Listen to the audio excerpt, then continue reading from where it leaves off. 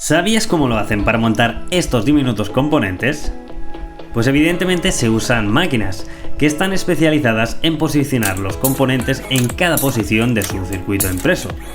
Los componentes vienen en bobinas y durante el proceso de ensamblado se usan unas máquinas de pick and place para poder posicionar cada componente en su lugar. La máquina destapa una fina capa de plástico que tiene el carrete y coloca componente a componente en su posición, que previamente ha sido rellenado con una pequeña pasta de soldadura. Y así, una vez están todos, se pasa por un horno a distintas fases de temperatura para soldar perfectamente los componentes a sus pads.